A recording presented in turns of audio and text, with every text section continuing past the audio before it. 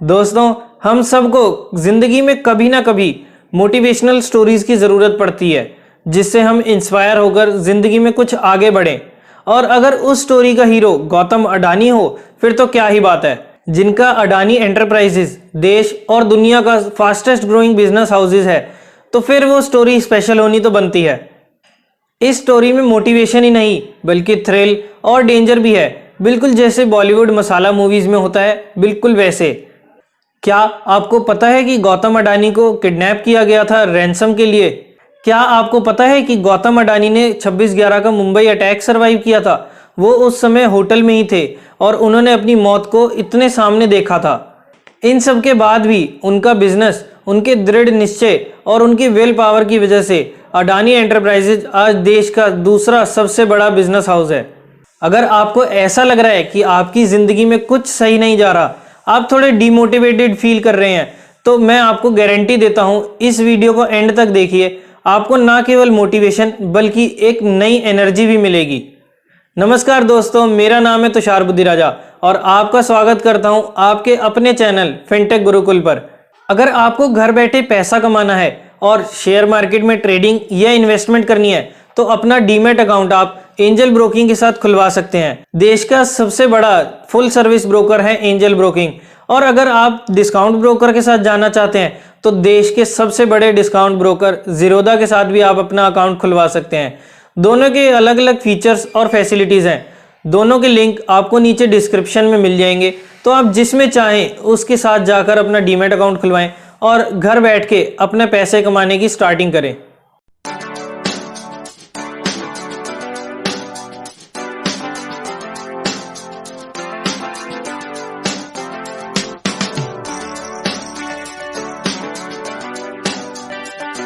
जैसे बहुत सारे और भी लेजेंड्स के साथ हुआ है, गौतम अडानी भी कॉलेज के कोर्स को पूरा किए बिना ही ड्रॉप आउट कर गए थे। 1980s में वो मुंबई आए थे डायमंड में ट्रेड करने। उसके बाद वो अहमदाबाद गए और अपने भाई के प्लास्टिक विनाइल फैक्ट्री में कुछ दिनों तक बिजनेस किया। उसके बाद उन्होंने अडानी एंटरप्राइजेज के नाम से एक कमोडिटी ट्रेडिंग कंपनी खोल लिया 1988 में। ये आज भी अपने ग्रुप का फ्लैगशिप ब्रांड है। इसके 10 साल बाद गौतम अडानी ने गुजरात के मुद्रा पोर्ट को ऑपरेट करना शुरू किया। ये वक्त था गुजरात के तब के सीएम और आज के देश के पीएम नरेंद्र मोदी जी का। उसी वक्त मोदी जी ने होम ग्रोन बिजनेस ओनर्स को बहुत सारे ऐसे यूनिक अपॉर्चुनिटीज़ दिए जिसके ज़रिए इंडियन बिजनेस ओनर्स अपने बिजनेस को बढ़ा पाएँ। इसी का फ़ायदा गौतम अडानी को भी मिला जब वो मुद्रा पोर्ट को फुली प्राइवेटाइज पोर्ट बनाने में सक्सेसफुल रहे, और यहीं से उनकी सक्सेस स्टोरी शुरू हुई। इसके बाद अडानी का बिजनेस कोल और माइनिंग इंडस्ट्री में डाइवर्सिफाई हुआ और भी नए नए इंडस्ट्रियल सेक्टर में गौतम अडानी ने अपने हाथ आजमाए। रिन्यूएबल एनर्जी एक ऐसा एरिया था जहां पर कॉम्पिटिटर काफ़ी कम थे और इसका फ्यूचर बहुत ही ब्राइट था। Indian government with PM Modi on power 2014 के बाद से रिन्यूएबल एनर्जी के एक्सपेंशन में बहुत ही एक्टिव हो गई। इसी का फ़ायदा मिला Adani green energy limited AGEL को। AGEL ने बहुत सारे $multi million डील्स क्लोज किया और सिलिकॉन वैली के बड़े बड़े टेक कंपनीज ने भी उनके वेंचर में इन्वेस्ट किया। गौतम अडानी के Australian coal mining and thermal power plant का बिजनेस एक बहुत बड़ा वेंचर था जो रिसेंटली अंडर प्रेशर आया है एनवायरमेंटल रीजंस की वजह से। इससे पहले भी अडानी के ऑयल एक्सप्लोरेशन बिजनेस को काफ़ी प्रॉब्लम्स का सामना करना पड़ा कोरल रीफ्स को डैमेज करने के चार्जेस की वजह से। ऑस्ट्रेलियन थर्मल पावर स्टेशन में भी प्रॉब्लम्स फेस कर रही है अडानी ग्रुप। आपने रीसेंट इंडिया ऑस्ट्रेलिया मैच में भी नोटिस किया होगा प्रोटेस्टर्स को। इसी प्रोजेक्ट में अटके हुए अडानी ने अपने ऑस्ट्रेलियन माइनिंग कंपनी का नाम भी रीब्रांडिंग किया ताकि इस कंट्रोवर्सी से छुटकारा मिल सके। लेकिन अब तक इस प्रॉब्लम का सॉल्यूशन नहीं हुआ है। इंडस्ट्री एक्सपर्ट्स का मानना है कि ऑस्ट्रेलियन कोल माइन से मिलने वाले कोल की प्योरिटी काफ़ी अच्छी है और इससे पॉल्यूशन भी काफ़ी हद तक कम होगा। क्या ये रिपोर्ट इस प्रोजेक्ट को आगे बढ़ा पाएगी, ये देखने वाली बात है। हर बिजनेस में हज़ारों दिक्कतें आती हैं और उसका हल भी निकलता है। बिजनेस का यही रूल है। लेकिन पर्सनल ट्रेजेडीज़ भी अगर उसके साथ आए तो ट्रबल्स को हैंडल करना और भी डिफ़िकल्ट हो जाता है। ऐसा कुछ ट्रेजेडीज़ गौतम अडानी के साथ भी हुए जो उनकी ज़िंदगी को एक बॉलीवुड मूवी से भी ज़्यादा मज़ेदार और मसालेदार बनाता है। गौतम अडानी का अडानी एक्सपोर्ट्स जब काफ़ी नाम कमा रही थी, उसी वक्त 1998 में गौतम अडानी और शांतिलाल पटेल को किडनैप कर लिया गया था। ये दोनों कर्णावती क्लब से गाड़ी में निकले और मोहम्मदपुरा की तरफ जा रहे थे जब इनके कार को एक स्कूटर ने रोका और गन पॉइंट में इनको किडनैप कर लिया गया।